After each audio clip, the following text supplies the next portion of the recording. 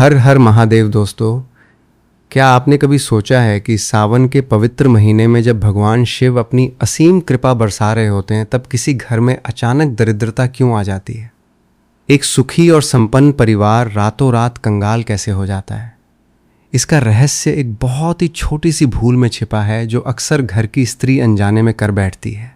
ये भूल इतनी भयानक है कि स्वयं शिव भी रुष्ट हो जाते हैं। आखिर वो गलती क्या है जो विनाश का कारण बनती है। वीडियो को पूरा देखें और जानें इस गहरे रहस्य को। यदि आप चाहते हैं कि महादेव आपकी हर मनोकामना पूर्ण करें तो इस वीडियो को लाइक करें, अपने प्रियजनों के साथ शेयर करें, हमारे चैनल को सब्सक्राइब करें और कमेंट में हर हर महादेव अवश्य लिखें। सावन का पवित्र मास मात्र बादलों के बरसने का समय नहीं है। ये वो दुर्लभ कालखंड है जब संपूर्ण ब्रह्मांड की चेतना एक रहस्यमय और अलौकिक परिवर्तन से गुजर रही होती है। हमारे प्राचीन शास्त्रों, वेदों और तंत्र ग्रंथों में इस मास को अत्यंत गूढ़ माना गया है। ये वो समय है जब देवाधिदेव महादेव अपने अगाध ध्यान से बाहर आते हैं और उनकी ऊर्जा सृष्टि के कण कण में व्याप्त हो जाती है। आकाश से गिरने वाली जल की प्रत्येक बूंद केवल सामान्य जल नहीं होती, वो भगवान शिव की जटाओं से प्रवाहित होने वाली उस ब्रह्मांडीय ऊर्जा का साक्षात स्वरूप होती है जो पृथ्वी पर जीवन और चेतना का संचार करती है। इस समय देवलोक और पृथ्वी के बीच की भौतिक दूरी लगभग समाप्त हो जाती है। अंतरिक्ष से आने वाली दिव्य तरंगें सीधे मनुष्य के जीवन, उसके भाग्य और उसके कर्मों को प्रभावित करने लगती हैं। जो इसे समझ लेता है वो राजा बन जाता है और जो इससे अनभिज्ञ रहता है वो अज्ञान के अंधकार में भटकता रहता है। सावन के आरंभ होते ही नवग्रहों की चाल और नक्षत्रों की स्थिति एक विशेष प्रकार का आभा मंडल तैयार करती है। ये आभा मंडल भगवान शिव के त्रिशूल और डमरू की आदि ध्वनि से उत्पन्न होता है। ये एक ऐसी ध्वनि है जिसे हमारे सामान्य कान नहीं सुन सकते, लेकिन हमारी आत्मा, हमारा अवचेतन मन इसे भली भांति महसूस कर सकता है। इस समय वायु में एक विशेष प्रकार का कंपन होता है जो मानव शरीर के सातों चक्रों को जागृत करने की अपार क्षमता रखता है। शिव का यह मास केवल कठोर तपस्या का नहीं बल्कि सृजन का भी मास है। जब हम सावन के गूढ़ रहस्य की बात करते हैं तो हमें यह समझना होगा कि इस समय प्रकृति और पुरुष का महान मिलन होता है। प्रकृति जो साक्षात माता पार्वती का स्वरूप है और पुरुष जो स्वयं भगवान शिव हैं। इन दोनों परम शक्तियों के मिलन से ही इस ब्रह्मांड में धन, धान्य, सुख और असीम समृद्धि का संचार होता है। सावन का महीना जल तत्व का प्रतिनिधित्व करता है। जल केवल प्यास नहीं बुझाता बल्कि ये भावनाओं और विचारों का संवाहक है। जब शिव का जलाभिषेक होता है तो वो जल ऊर्जा का एक महासागर बन जाता है। इस ऊर्जा की तरंगे वायुमंडल में फैलकर हर उस घर के द्वार पर दस्तक देती हैं जहाँ सनातन धर्म का पालन होता है। सावन की हर एक रात अपने आप में अनगिनत रहस्य समेटे हुए हैं। रात्रि के गहन अंधकार में जब सारा संसार गहरी निद्रा में होता है तब शिव के गण और योगिनियां जागृत अवस्था में होते हैं। वे आकाश मार्ग से निरंतर भ्रमण करते हुए उन घरों की तलाश करते हैं जहां धर्म, पवित्रता और शुद्धता का वास होता है। परंतु ये ब्रह्मांडीय ऊर्जा इतनी तीव्र और प्रचंड होती है कि इसे सीधे तौर पर ग्रहण करना किसी भी साधारण मनुष्य के बस की बात नहीं है। इसी अत्यंत महत्वपूर्ण स्थान पर घर की स्त्री की सबसे रहस्यमय भूमिका आरंभ होती है। हमारे सनातन धर्म में स्त्री को केवल एक देह या घर संभालने वाली सेविका नहीं माना गया है। वो साक्षात शक्ति का स्वरूप है। वो माता पार्वती और भगवती लक्ष्मी का ही एक जागृत अंश है जो मानव रूप में उस घर को संवारने आई है। एक स्त्री के भीतर एक ऐसा अदृश्य और अत्यधिक शक्तिशाली आभा मंडल होता है जो ब्रह्मांड से आने वाली किसी भी प्रचंड ऊर्जा को अपने भीतर बहुत ही सरलता से समाहित कर सकता है।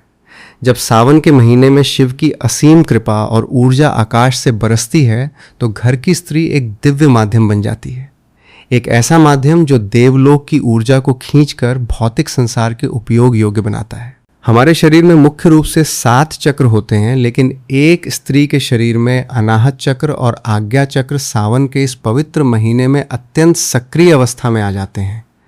अनाहत चक्र जो हृदय के समीप स्थित होता है वो असीम प्रेम, करुणा और समर्पण का मुख्य केंद्र है। जब एक स्त्री सावन में पूर्ण निष्ठा के साथ शिव की आराधना करती है तो उसका ये चक्र सीधे शिव की अपार करुणा को अपनी ओर आकर्षित करता है। इसी प्रकार आज्ञा चक्र जो दोनों भौहों के मध्य स्थित होता है वो अंतर्ज्ञान और ब्रह्मांडीय समझ का मुख्य द्वार है।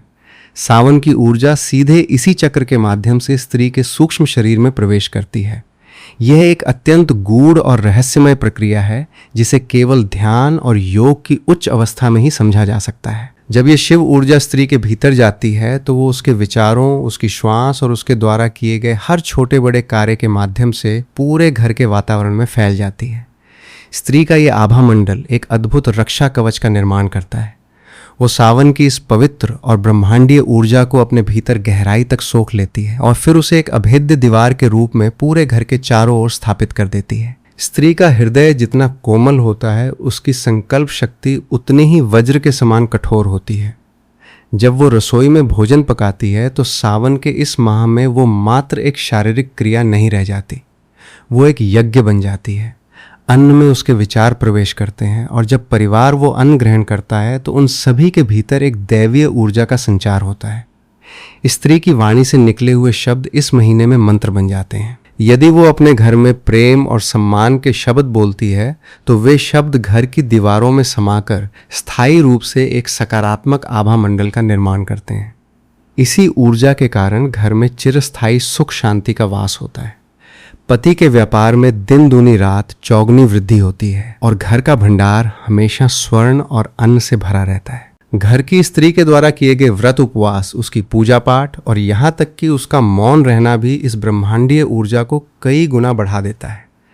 जब उसका पति घर से बाहर धन कमाने या किसी महत्वपूर्ण व्यापार के लिए निकलता है तो वो इसी अदृश्य रक्षा कवच के कारण हर संकट से पूरी तरह सुरक्षित रहता है। उसकी प्रत्येक सफलता के पीछे केवल उसका परिश्रम नहीं होता, बल्कि इसी ब्रह्मांडीय ऊर्जा का सीधा हाथ होता है जिसे उसकी पत्नी ने अपने धर्म से घर में स्थापित किया है। विवाह के समय जब पवित्र अग्नि के समक्ष 7 फेरे लिए जाते हैं तो पति और पत्नी दोनों की आत्माएं एक अदृश्य ऊर्जा के सूत्र में हमेशा के लिए बंध जाती हैं।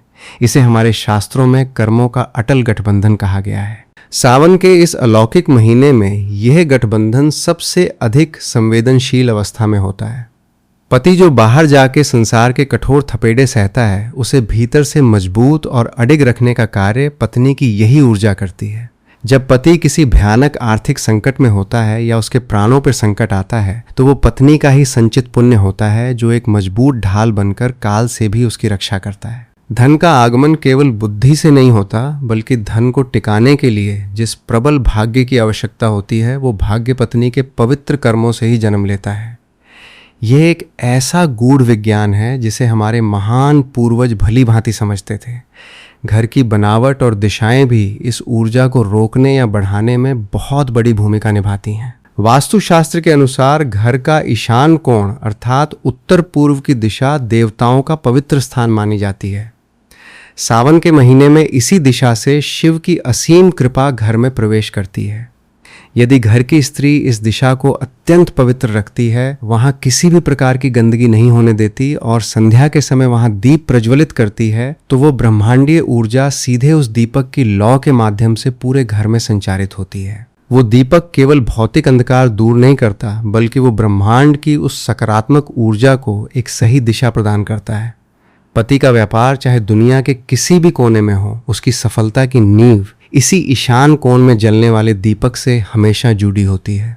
यह सब कुछ एक दूसरे से बहुत गहराई से गुंथा हुआ है, किंतु ये ब्रह्मांडीय ऊर्जा जितनी चमत्कारी और फलदायी है, इसके नियम भी उतने ही कठोर और अचूक हैं। भगवान शिव अत्यंत भोले हैं, लेकिन जब उनके द्वारा बनाए गए ब्रह्मांडीय नियमों का घोर उल्लंघन होता है तो उनका रुद्र रूप भी तत्काल जागृत हो जाता है। सावन के इस अत्यंत संवेदनशील समय में घर का हर कार्य बहुत सोच समझकर करना चाहिए। घर की स्त्री जो इस पूरी ऊर्जा का मुख्य केंद्र है, उस पर बहुत बड़ी जिम्मेदारी होती है। उसकी एक छोटी सी भी त्रुटि इस पूरे ब्रह्मांडीय सुरक्षा चक्र को पल भर में चकनाचूर कर सकती है। ये चक्र एक बार टूट जाए तो इसे दोबारा जोड़ना लगभग असंभव हो जाता है। जब घर की स्त्री अपने आचरण में अनजाने में कोई ऐसी भयंकर भूल कर बैठती है जो सीधे भगवान शिव के नियमों के विरुद्ध हो, तो वो दिव्य माध्यम उसी क्षण पूरी तरह खंडित हो जाता है। ब्रह्मांड से आने वाली वो पवित्र ऊर्जा जो घर में सुख और समृद्धि की वर्षा कर रही थी, वो अचानक दरवाजे पर ही रुक जाती है। घर का वो मजबूत रक्षा कवच कांच की तरह टूट जाता है और सकारात्मक ऊर्जा का प्रवाह पूरी तरह से बाधित हो जाता है। सावन के पवित्र माह में होने वाला ये विघ्न कोई साधारण बात नहीं है। ये सीधे तौर पे ब्रह्मांडीय तालमेल के टूटने जैसा है, और यही वो भयंकर क्षण होता है जब स्थिति अत्यंत डरावना रूप लेने लगती है। आखिर ऐसा क्या होता है जब ये पवित्र ऊर्जा घर में प्रवेश करने से हमेशा के लिए रुक जाती है, और वो कौन सी अनदेखी और खौफनाक शक्ति है जो उस सुरक्षा कवच के टूटते ही घर को चारों ओर से घेरने लगती है। भगवान शिव का स्वरूप, जिसे हम अर्धनारीश्वर कहते हैं, वो इस संपूर्ण सृष्टि का सबसे गूढ़ और रहस्यमय सत्य है। ये स्वरूप हमें बताता है कि शिव और शक्ति कभी अलग नहीं हो सकते। ठीक इसी प्रकार एक घर में पति और पत्नी का संबंध केवल दो शरीरों का मिलन नहीं होता, बल्कि ये शिव और शक्ति का ही एक लौकिक प्रतिरूप होता है। सनातन धर्म के प्राचीन ग्रंथों और तंत्र शास्त्रों में स्त्री को एक साधारण मानव नहीं, बल्कि एक जागृत ऊर्जा का केंद्र माना गया है। स्त्री का आभा मंडल या उसका ऑरा इतना विशाल और प्रभावशाली होता है कि वो पूरे परिवार के भाग्य को अपने भीतर समाहित कर लेता है। सावन के इस अत्यंत पवित्र महीने में जब ब्रह्मांडीय ऊर्जा अपने सर्वोच्च शिखर पर होती है, तब स्त्री की ये आध्यात्मिक शक्ति और भी अधिक प्रबल और संवेदनशील हो जाती है। विवाह वेदी पर जब पति और पत्नी अग्नि को साक्षी मानकर 7 वचन लेते हैं, तो सूक्ष्म जगत में एक अत्यंत रहस्यमय घटना घटित होती है। दोनों के कर्मों का खाता एक हो जाता है और उनकी आत्माएं एक अटूट बंधन में बंध जाती हैं। ये कर्म का वो सिद्धांत है जिसे समझे बिना कोई भी व्यक्ति अपने जीवन के रहस्यों को नहीं सुलझा सकता। पति जो भी धन कमाता है वो केवल उसके पसीने का फल नहीं होता, बल्कि उसके पीछे पत्नी का वो अदृश्य भाग्य और उसकी आध्यात्मिक शक्ति निरंतर काम कर रही होती है।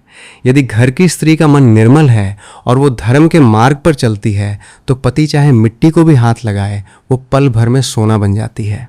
पत्नी के संचित पुण्य ही वो मजबूत ढाल बनते हैं जो पति को हर विपत्ति और दुर्भाग्य से बचाते हैं। शास्त्रों में पत्नी को गृहलक्ष्मी कहा गया है। ये कोई साधारण उपाधि नहीं है, बल्कि ये एक बहुत बड़ा उत्तरदायित्व है। सावन के महीने में प्रकृति का कण कण शिवमय होता है और हर तरफ एक दिव्य स्पंदन महसूस किया जा सकता है। घर की स्त्री इस स्पंदन को बहुत गहराई से ग्रहण करती है। उसके माथे की बिंदी, उसकी कलाइयों की चूड़ियाँ और उसके पैरों की पायल केवल श्रृंगार की वस्तुएं नहीं हैं। प्राचीन तंत्र शास्त्र के अनुसार ये सभी वस्तुएं ऊर्जा को नियंत्रित और संवर्धित करने वाले रहस्यमय यंत्र हैं। जब एक पवित्र और धर्मपरायण स्त्री सावन में शिव की आराधना करती है, तो उसके इन आभूषणों से एक विशेष प्रकार की ध्वनि और ऊर्जा उत्पन्न होती है, जो घर के वातावरण को पवित्र करते हुए सीधे देवलोक तक पहुंचती है। उसकी हर एक श्वास से घर में मंगलकारी तरंगें उत्पन्न होती हैं, जो सीधे धन और समृद्धि को आकर्षित करती हैं। परंतु ये सारी सकारात्मकता एक अत्यंत नाजुक धागे से बंधी होती है। ब्रह्मांड के नियम अत्यंत सूक्ष्म और संवेदनशील होते हैं। जब घर की लक्ष्मी अपने असली स्वरूप को भूल जाती है, तो स्थिति अत्यंत भयंकर रूप लेने लगती है। जब किसी घर में गृहलक्ष्मी अपने धर्म से विमुख होती है या अनजाने में कोई ऐसा कृत्य कर देती है जो ब्रह्मांडीय नियमों के सर्वथा विरुद्ध हो, तो शिव तुरंत क्रोधित नहीं होते।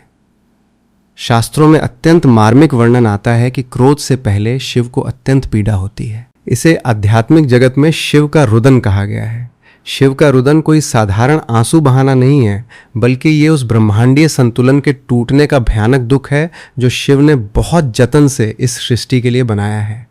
जब देवी का अंश रूपी स्त्री कोई ऐसा कर्म करती है जो उसकी गरिमा को गिराता है, तो साक्षात माता पार्वती का अपमान होता है और अपनी शक्ति के इस अपमान को देखकर शिव का हृदय पीड़ा से भर उठता है। जब शिव रुदन करते हैं तो प्रकृति का पूरा चक्र डगमगाने लगता है। आकाश में मंडराने वाली शुभ शक्तियां जो उस घर को अपना आशीर्वाद दे रही थीं, वे अचानक पीछे हटने लगती हैं। शिव का दुख जब उनके त्रिशूल से होकर गुजरता है, तो घर के वातावरण में एक अजीब सा भारीपन छाने लगता है।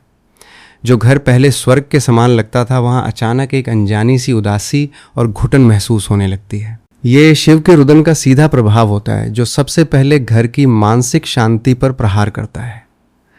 परिवार के सदस्यों के बीच बिना किसी कारण के मतभेद पैदा होने लगते हैं और घर की दीवारों में समाई हुई सकारात्मक ऊर्जा धीरे धीरे नष्ट होने लगती है। कर्म का दंड बहुत ही कठोर और अचूक होता है। जब स्त्री से कोई भूल होती है, तो उसका सबसे पहला और सबसे गहरा प्रभाव पति के भाग्य पर पड़ता है। ऐसा इसलिए होता है क्योंकि पति और पत्नी के कर्म आपस में पूरी तरह गुंथे हुए हैं। जब पत्नी का आभा मंडल दूषित होता है, तो वो सावन की उस पवित्र सकारात्मक ऊर्जा को सोखना बंद कर देता है। इसके परिणाम स्वरूप पति, जो बाहर की दुनिया में कठोर संघर्ष कर रहा है, उसका अदृश्य सुरक्षा कवच टूट जाता है। अचानक उसके बने बनाए काम बिगड़ने लगते हैं, व्यापार में अप्रत्याशित घाटा होने लगता है और संचित धन पानी की तरह बहने लगता है। लोग इसे दुर्भाग्य या किसी की बुरी नज़र मानते हैं, लेकिन वे ये नहीं जान पाते कि इसके पीछे उनके अपने ही घर में हुई एक चूक और शिव का रुदन मुख्य कारण है। घर की स्त्री का हर एक कर्म, चाहे वो छोटा हो या बड़ा, सीधे तौर पर घर के वास्तु और नवग्रहों को प्रभावित करता है। यदि वो प्रसन्न और सकारात्मक है तो घर के सभी दोष स्वतः ही समाप्त हो जाते हैं, लेकिन यदि उसके आचरण में खोट आ जाए या वो सावन के इस अत्यंत संवेदनशील महीने में कोई भयंकर गलती कर दे तो उसके दुष्परिणाम पूरे परिवार को पीढ़ियों तक भुगतने पड़ते हैं। भगवान शिव का आंसू जब सूक्ष्म रूप से पृथ्वी पर गिरता है तो वो केवल जल नहीं होता, बल्कि वो एक श्राप में बदल जाता है जो उस घर की पूरी नींव को हिलाकर रख देता है। रातों रात राजा को रंक बनाने की शक्ति इस रुदन में छिपी होती है। शिव का ये दुख धीरे धीरे एक मौन क्रोध में बदलने लगता है। उनके डमरू की वो दिव्य ध्वनि जो पहले घर में नई उम्मीदें और नया जीवन ला रही थीं, अब वो विनाश के भयानक स्वर में बदलने लगती है। घर के अंदर एक अदृश्य अंधकार प्रवेश करने लगता है। ये अंधकार किसी भूत प्रेत का नहीं, बल्कि साक्षात दरिद्रता और दुर्भाग्य का होता है। ये एक ऐसी डरावनी स्थिति है जिसे कोई भी साधारण व्यक्ति आसानी से नहीं समझ सकता, क्योंकि सब कुछ भौतिक रूप से वैसा ही दिखता है, लेकिन सूक्ष्म जगत में सब कुछ नष्ट हो रहा होता है।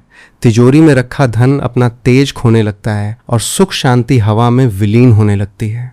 सावन के इस पवित्र महीने में जहां हर तरफ शिव की असीम कृपा बरस रही है, वहां एक छोटी सी अनदेखी भूल कैसे पूरे घर को शमशान की भांति वीरान बना सकती है, ये समझना अत्यंत आवश्यक है। ये भूल इतनी सूक्ष्म और साधारण प्रतीत होती है कि अक्सर लोग इसे अपनी दिनचर्या का एक सामान्य हिस्सा मान लेते हैं और उन्हें आभास भी नहीं होता कि वे अपने ही हाथों अपने घर की कब्र खोद रहे हैं। घर की लक्ष्मी, जिसे साक्षात माता पार्वती का स्वरूप माना जाना चाहिए, जब वो अपने असली स्वरूप को भूलकर कुछ ऐसा कर बैठती है जो सीधे शिव की मर्यादा पर आघात करता है, तो उस घर का सर्वनाश निश्चित हो जाता है। आखिर वो कौन सा अशुभ क्षण है जब घर की लक्ष्मी द्वारा किया गया एक साधारण सा कार्य सीधे भगवान शिव के तीसरे नेत्र की क्रोधाग्नि को जागृत कर देता है, और वो कौन सी भयंकर भूल है जो किसी भी सुखी परिवार को सड़क पर ला सकती है। समय का चक्र अत्यंत रहस्यमय है और इसमें सबसे अधिक गूढ़ समय वो होता है जब दिन और रात का मिलन हो रहा होता है। इसे हमारे शास्त्रों में संध्या काल कहा गया है। ये वो समय है जब सूर्य का तेज कम हो रहा होता है और रात्रि का अंधकार अपने पैर पसार रहा होता है। सावन के पवित्र महीने में इस संध्या काल का महत्व अनंत गुना बढ़ जाता है। ये कोई साधारण समय नहीं है। ये वो वेला है जब भगवान शिव स्वयं अपने गणों नंदी, भृंगी और योगिनियों के साथ अदृश्य रूप में पृथ्वी पर भ्रमण करने के लिए निकलते हैं। वे ये देखने के लिए निकलते हैं कि उनके भक्तों के हृदय में कितनी करुणा और कितना धर्म शेष है। इसी अत्यंत संवेदनशील और अलौकिक समय में घर की स्त्री से एक ऐसी भयंकर भूल हो जाती है जो उसके पूरे परिवार को विनाश के उस अंधकूप में धकेल देती है जहां से बाहर आने का कोई मार्ग नहीं होता। ये भयंकर भूल है सावन के महीने में संध्या के समय घर के द्वार पर आए किसी भूखे प्राणी या याचक का अपमान करना और अन्न का घोर निरादर करना। ये सुनने में शायद एक बहुत ही साधारण सी घटना लगे, लेकिन सूक्ष्म और आध्यात्मिक जगत में ये एक ऐसा महापाप है जिसकी गूंज सीधे शिवलोक तक जाती है। इसे गहराई से समझने के लिए हमें अन्न के रहस्य को समझना होगा। हमारे वेदों में उद्घोष किया गया है कि अन्नम ब्रह्म, अर्थात अन्न ही साक्षात पर ब्रह्म है। अन्न कोई जड़ वस्तु नहीं है जिसे केवल भौतिक भूख मिटाने के लिए खाया जाता है। अन्न में साक्षात माता अन्नपूर्णा का वास होता है, जो स्वयं माता पार्वती का ही एक कल्याणकारी स्वरूप है। जब कोई स्त्री अपने रसोई घर में भोजन पकाती है तो वो केवल अग्नि पर बर्तन नहीं रखती, बल्कि वो अपनी आध्यात्मिक ऊर्जा और प्रेम से उस भोजन को प्रसाद में बदल रही होती है। लेकिन जब अहंकार, क्रोध या सांसारिक व्यस्तता के कारण वही स्त्री किसी भूखे को भोजन देने से मना कर देती है या उसे दुत्कार कर दरवाजे से भगा देती है, तो वो केवल एक याचक का अपमान नहीं कर रही होती, बल्कि वो साक्षात माता अन्नपूर्णा के अस्तित्व को नकार रही होती है। सावन के दिनों में संध्या काल के समय दरवाजे पर आने वाला कोई भी भिक्षुक, कोई भूखा व्यक्ति या कोई भी प्राणी, चाहे वो एक कुत्ता हो या गाय, केवल एक जीव नहीं होता। शिव पुराण और तंत्र शास्त्रों में यह स्पष्ट रूप से अंकित है कि सावन में भगवान शिव स्वयं किसी भी रूप में अपने भक्तों की परीक्षा लेने आ सकते हैं। वे ये देखते हैं कि जिस घर को उन्होंने अपार धन और समृद्धि का आशीर्वाद दिया है, क्या उस घर की लक्ष्मी के हृदय में अब भी दया और धर्म का वास है, या धन के अंधकार ने उसकी आंखों पर अज्ञान की पट्टी बांध दी है। जब घर की स्त्री उस याचक को कठोर शब्द कहती है, उसे अपमानित करती है या क्रोध में आकर अन्न का कोई हिस्सा फेंक देती है, तो ये सीधा आघात भगवान शिव के हृदय पर होता है। इस एक क्षण में ब्रह्मांडीय ऊर्जा का वो पूरा सुरक्षा चक्र जिसे स्त्री ने अपने तप और पवित्रता से बनाया था, वो कांच की तरह चूर चूर हो जाता है। अपमानित होकर लौटते हुए उस भूखे याचक की एक एक श्वास से जो निराशा और पीड़ा की तरंगें निकलती हैं, वे उस घर के पूरे आभा मंडल को हमेशा के लिए दूषित कर देती हैं।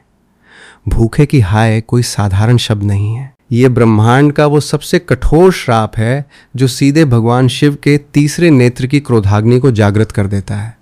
जब अन्न का निरादर होता है तो माता पार्वती का स्वरूप माता अन्नपूर्णा अत्यंत रुष्ट हो जाती हैं, और ये ब्रह्मांड का अटल नियम है कि जहाँ अन्नपूर्णा का अपमान होता है वहाँ माता लक्ष्मी एक क्षण भी नहीं रुकती। जैसे ही वो याचक खाली हाथ और आंसुओं के साथ उस घर की चौखट से मुड़ता है, उसी क्षण घर के भीतर एक अत्यंत डरावनी और अदृश्य घटना घटित होती है। घर के पूजा घर में रखी माता लक्ष्मी की मूर्ति से उनका दिव्य तेज समाप्त होने लगता है। लक्ष्मी जो अत्यंत चंचला हैं, वे अपमान के स्थान पर कभी वास नहीं करती। वे मौन रूप से उस घर को त्याग देती हैं, और जैसे ही घर से लक्ष्मी का प्रस्थान होता है, वैसे ही घर के मुख्य द्वार से अलक्ष्मी का प्रवेश होता है। अलक्ष्मी जो माता लक्ष्मी की बड़ी बहन हैं, वे साक्षात दरिद्रता, कलह और दुर्भाग्य की देवी हैं। अलक्ष्मी को वही घर सबसे अधिक प्रिय होते हैं जहां धन का अहंकार हो, जहां अन्न का अपमान हो और जहां संध्या काल में कटु शब्द बोले जाते हों। जब घर की स्त्री याचक को दुत्कार रही होती है, ठीक उसी क्षण अलक्ष्मी मुस्कुराते हुए उस घर की दहलीज पार कर लेती हैं। अलक्ष्मी कभी अकेली नहीं आती, उनके साथ उनके 3 अत्यंत विनाशकारी अनुचर भी आते हैं, जिनका नाम है क्रोध, आलस्य और दुर्भाग्य। अलक्ष्मी के घर में प्रवेश करते ही घर का पूरा वातावरण भारी और घुटन भरा हो जाता है। जो हवा कल तक घर में चंदन की तरह महक रही थी, वो अचानक शमशान की राख जैसी सूखी और नीरस हो जाती है। अलक्ष्मी सबसे पहले घर की स्त्री की बुद्धि पर अपना पर्दा डालती हैं। स्त्री को अपनी गलती का तनिक भी आभास नहीं होता, बल्कि उसका अहंकार और अधिक बढ़ जाता है। इसके बाद अलक्ष्मी का सीधा प्रहार उस घर के स्वामी अर्थात उस स्त्री के पति पर होता है। पति चाहे दुनिया के किसी भी कोने में बैठकर व्यापार कर रहा हो, अलक्ष्मी की काली छाया उस तक पलक झपकते ही पहुंच जाती है। पति की सोचने समझने की क्षमता क्षीण होने लगती है, और वो ऐसे गलत निर्णय लेने लगता है जो उसके अपने ही विनाश का कारण बनते हैं। इस पूरी विनाशकारी प्रक्रिया में नवग्रहों की भूमिका सबसे अधिक भयानक होती है। ब्रह्मांड के सभी ग्रह हमारे कर्मों के अनुसार ही हमें फल देते हैं। जब संध्या काल में अन्न और याचक का ये घोर अपमान होता है, तो अंतरिक्ष में ग्रहों की स्थिति में एक सूक्ष्म लेकिन अत्यंत तीव्र कंपन होता है। देवगुरु बृहस्पति जो ज्ञान और सौभाग्य के कारक हैं, वे उस घर से अपनी शुभ दृष्टि पूरी तरह हटा लेते हैं।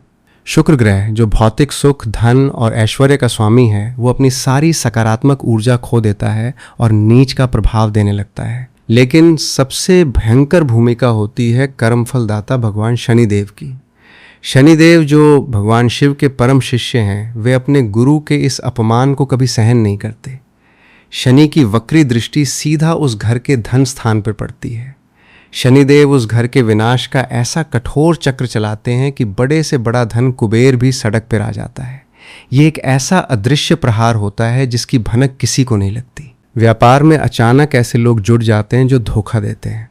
जिन जगहों पर पैसा लगाया गया होता है, वो अचानक डूबने लगता है। घर में रखी जमा पूंजी बीमारियों और झूठे मुकदमों में पानी की तरह बहने लगती है। ये कोई साधारण आर्थिक मंदी नहीं होती। ये नवग्रहों का वो संयुक्त और भयानक श्राप होता है जो उस एक छोटी सी भूल के कारण जागृत हुआ है। जिस हाथ से स्त्री ने याचक को दूर धकेला था, उसी हाथ से वो अपने घर की सारी सुख शांति को हमेशा के लिए बाहर फेंक चुकी होती है। घर की दीवारें जो कभी हंसी और प्रेम से गूंजती थीं, वहां अब अलक्ष्मी के कारण केवल कलह और क्लेश का वास हो जाता है। परिवार के सदस्य एक दूसरे के खून के प्यासे हो जाते हैं। ये सब इतनी तेजी से होता है कि किसी को ये सोचने तक का समय नहीं मिलता कि आखिर ये सब क्यों हो रहा है। वे इसे मात्र अपना बुरा समय मानकर रोते रहते हैं, जबकि इसके पीछे सावन के पवित्र माह में संध्या के समय किया गया वो महापाप होता है जिसने पूरे ब्रह्मांड को उनके विरुद्ध खड़ा कर दिया है। ये एक ऐसा चक्रव्यूह है जिसमें फंसने के बाद निकलना लगभग असंभव प्रतीत होता है।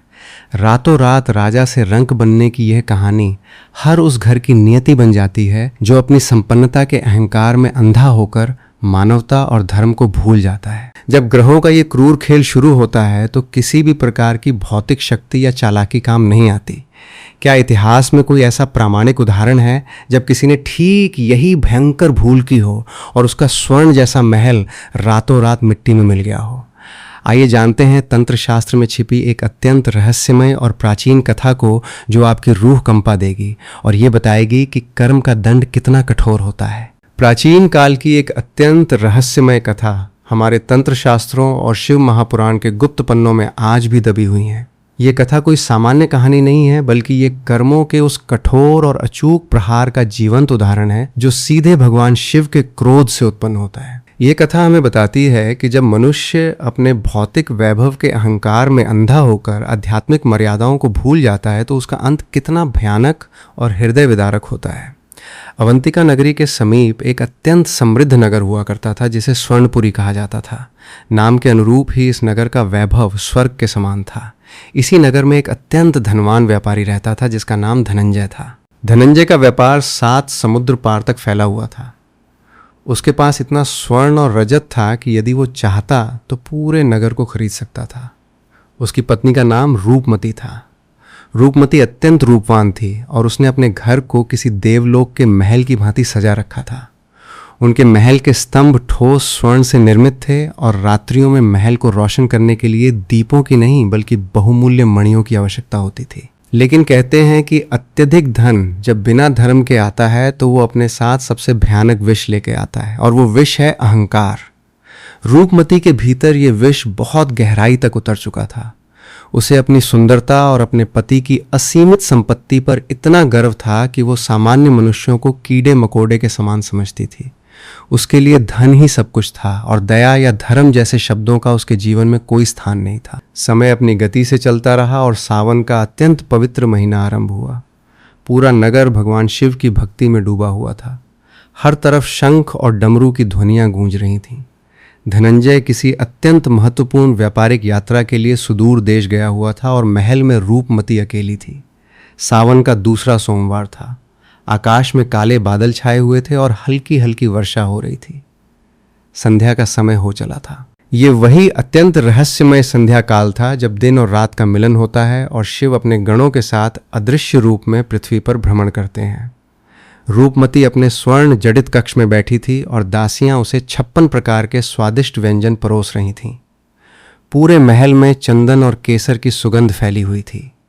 तभी उस विशाल महल के मुख्य द्वार पर एक अत्यंत वृद्ध और दुर्बल भिक्षुक आकर खड़ा हुआ। उस भिक्षुक के वस्त्र फटे हुए थे और उसका शरीर हड्डियों का ढांचा मात्र प्रतीत हो रहा था।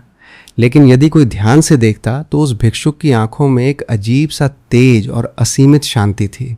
वो कोई साधारण भिक्षुक नहीं था, बल्कि वो स्वयं काल भैरव थे जो सावन के उस अत्यंत संवेदनशील संध्या काल में रूपमती के धर्म और उसकी मानवता की परीक्षा लेने आए थे। भिक्षुक ने अत्यंत क्षीण स्वर में कहा कि हे माते, मैं पिछले कई दिनों से भूखा हूँ।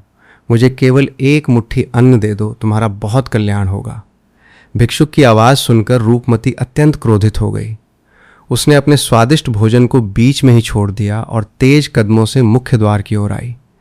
जब उसने उस दुर्बल और मलिन भिक्षुक को अपने स्वर्ण जडित द्वार पर खड़ा देखा तो उसका अहंकार नागिन की तरह फुफकार उठा। उसने अत्यंत कर्कश स्वर में कहा कि तुम जैसे भिखारियों ने मेरा पूरा जीवन दूभर कर रखा है। क्या तुम्हें यह कोई धर्मशाला दिखाई देती है? ये स्वर्णपुरी के सबसे धनवान व्यापारी धनंजय का महल है। यहाँ तुम्हारे जैसे दरिद्रों के लिए कोई स्थान नहीं है। भिक्षुक ने अत्यंत विनम्रता से पुनः कहा कि माते, सावन की संध्या बेला है। शिव का नाम लेकर केवल एक रोटी ही दे दो। मैं भूखा हूं और अन्न में साक्षात अन्नपूर्णा का वास होता है। अन्न का निरादर मत करो। भिक्षुक के मुख से उपदेश सुनकर रूपमती का क्रोध 7वें आसमान पर पहुंच गया। उसने अपने सेवकों को आदेश दिया कि इस भिखारी को धक्के मारकर बाहर निकाल दो और जो भोजन ये मांग रहा है उसे कुत्तों को डाल दो, लेकिन इस दरिद्र को एक दाना भी मत देना। सेवकों ने उस वृद्ध भिक्षुक का घोर अपमान किया और उसे महल की सीढ़ियों से नीचे धकेल दिया। रूपमती ने अपने सामने उस ताज़े और पवित्र भोजन को धूल में फिकवा दिया, लेकिन उस याचक को नहीं दिया। ये वो भयंकर क्षण था जब ब्रह्मांड के सारे नियम एक साथ टूट गए। वो भिक्षुक जमीन से उठा, उसने अपने फटे हुए वस्त्रों की धूल झाड़ी। उसकी आंखों का वो सौम्य तेज अब एक भयंकर ज्वाला में बदल चुका था। उसने महल की ओर पलटकर कुछ नहीं कहा। वो बस एक क्षण के लिए आकाश की ओर देखकर मुस्कुराया और उसकी आंख से दुख का एक आंसू छलक कर पृथ्वी पर गिर पड़ा। वो भिक्षुक पलक झपकते ही वहां से अदृश्य हो गया। लेकिन जैसे ही उस भिक्षुक का आंसू पृथ्वी पर गिरा, पूरे ब्रह्मांड में एक हाहाकार मच गया। साक्षात अन्नपूर्णा का घोर अपमान हुआ था और शिव का रुदन उस एक आंसू के रूप में छलक पड़ा था। उसी क्षण से रूपमती के महल में अलक्ष्मी और उसके विनाशकारी अनुचरों ने प्रवेश कर लिया। विनाश की गति इतनी तीव्र थी कि किसी को कुछ समझने का अवसर ही नहीं मिला। सबसे पहले समुद्र में उठा एक भयंकर तूफान धनंजय के उन सभी विशाल जहाज़ों को निगल गया जिन पर उसका सारा बहुमूल्य माल लदा हुआ था। उसी रात स्वर्णपुरी के उस अभेद्य महल में अज्ञात कारणों से एक अत्यंत भयंकर आग लग गई। वो आग कोई सामान्य अग्नि नहीं थी, बल्कि वो शिव के तीसरे नेत्र की क्रोधाग्नि थी। महल के वे स्वर्ण स्तंभ जो रूपमती के अहंकार का प्रतीक थे, वे पिघलकर राख और मिट्टी में बदल गए। महल में रखे अन्न के विशाल भंडार रातों रात सड़ गए और उनमें भयंकर कीड़े पड़ गए। अगले दिन का सूर्य जब उदित हुआ तो धनंजय का वो विशाल साम्राज्य पूरी तरह से भस्म हो चुका था। जो रूपमती कल तक स्वर्ण के पात्रों में भोजन करती थी, आज उसके पास शरीर ढकने के लिए सही वस्त्र भी नहीं बचे थे।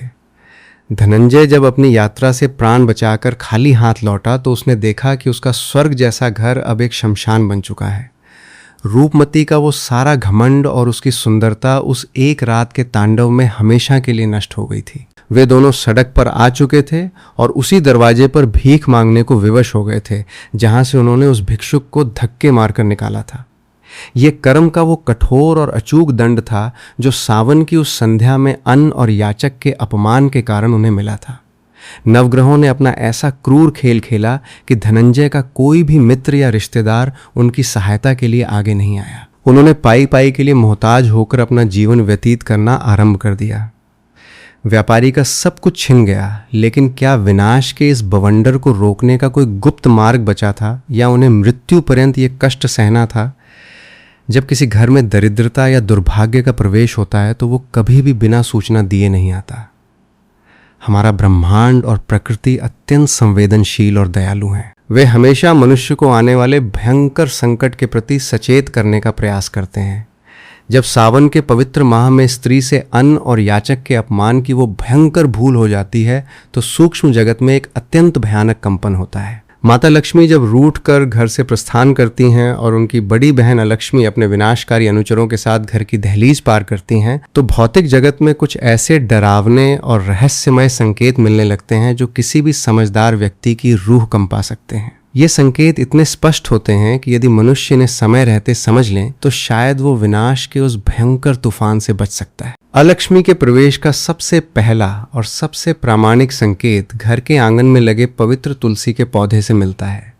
हमारे सनातन धर्म में तुलसी को केवल एक पौधा नहीं बल्कि साक्षात भगवती का स्वरूप माना गया है।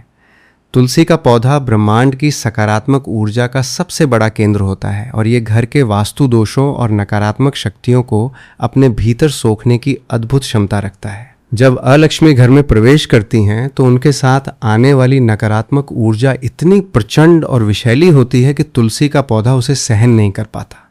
आप चाहे तुलसी को कितना भी जल दें, उसकी कितनी भी देखभाल करें, लेकिन वो पौधा रातों रात रहस्यमय तरीके से पूरी तरह सूखने लगता है।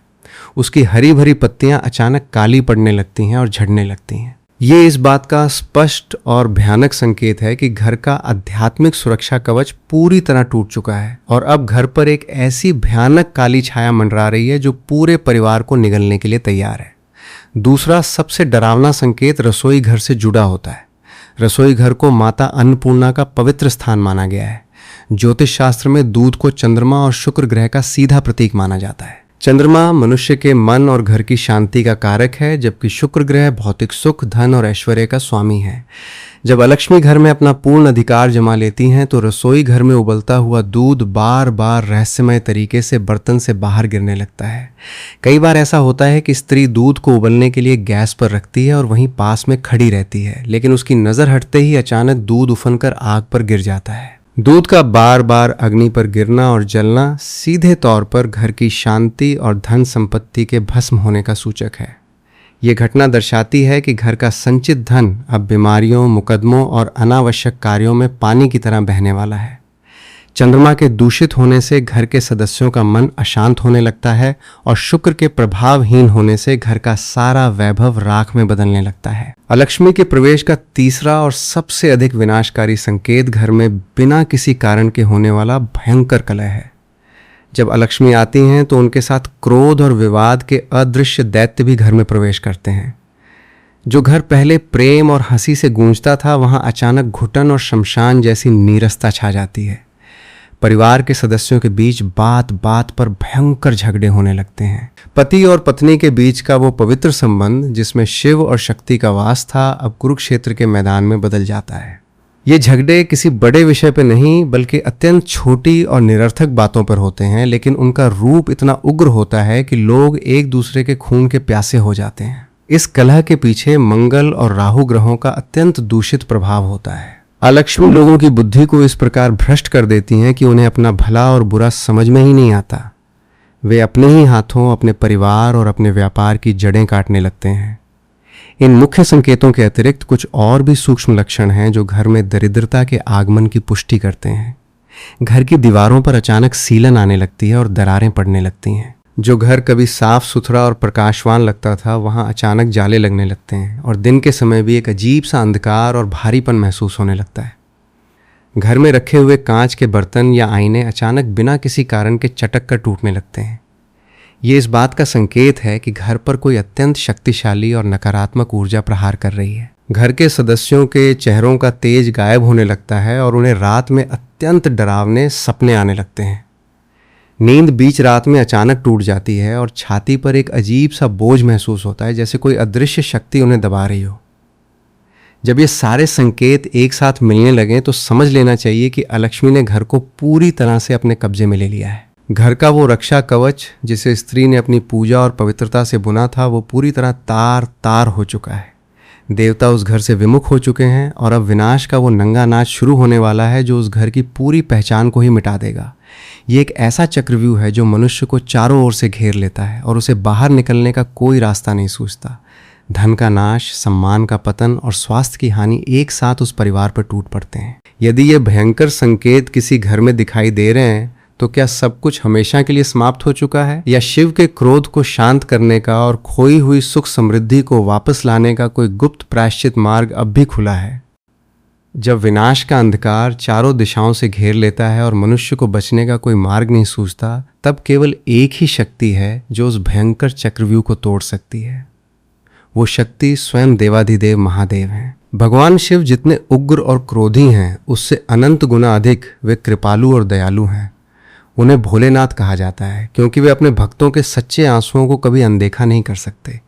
लेकिन जब अपराध ब्रह्मांडीय नियमों के विरुद्ध हो और माता अन्नपूर्णा का घोर अपमान हुआ हो तो केवल हाथ जोड़कर क्षमा मांग लेना पर्याप्त नहीं होता। इसके लिए शास्त्रों में एक अत्यंत गूढ़ और अचूक प्रायश्चित का विधान बताया गया है, जिसे पूर्ण निष्ठा और समर्पण के साथ करना ही एकमात्र विकल्प है। प्रायश्चित का ये मार्ग उसी बिंदु से आरंभ होता है जहां से पाप की उत्पत्ति हुई थी। यदि घर की स्त्री से अहंकारवश अन्न और याचक का अपमान हुआ है तो उस कलंक को धोने का सबसे पहला चरण अन्नदान ही है। लेकिन ये अन्नदान कोई साधारण दान नहीं होना चाहिए। घर की जिस स्त्री ने वो महापाप किया था, उसे स्वयं अपने हाथों से अत्यंत पवित्रता और भक्ति भाव के साथ रसोई घर में भोजन पकाना होगा। भोजन पकाते समय उसके मन में कोई क्रोध या अहंकार नहीं होना चाहिए, बल्कि उसके हृदय में साक्षात माता पार्वती का स्मरण होना चाहिए। जब भोजन तैयार हो जाए तो उसे किसी निर्धन भूखे व्यक्ति या भिक्षुक को पूरे सम्मान के साथ घर के भीतर बुलाकर आसन पर बैठाकर खिलाना चाहिए। जब वो भूखा व्यक्ति तृप्त होकर भोजन करता है तो उसके रोम रोम से जो आशीर्वाद निकलता है वो एक अत्यंत शक्तिशाली ब्रह्मांडीय तरंग के रूप में काम करता है। ये तरंग उस घर में व्याप्त अलक्ष्मी के काले आभा मंडल को चीरती हुई सीधे देवलोक तक पहुंचती है। भूखे की आत्मा जब तृप्त होती है तो वो शांत होकर नवग्रहों के उस क्रूर चक्र को रोक देती है जो परिवार के विनाश का कारण बन रहा था। इस एक कृत्य से रुष्ट हुई माता अन्नपूर्णा का क्रोध शांत होने लगता है और घर की रसोई में फिर से बरकत लौट आती है।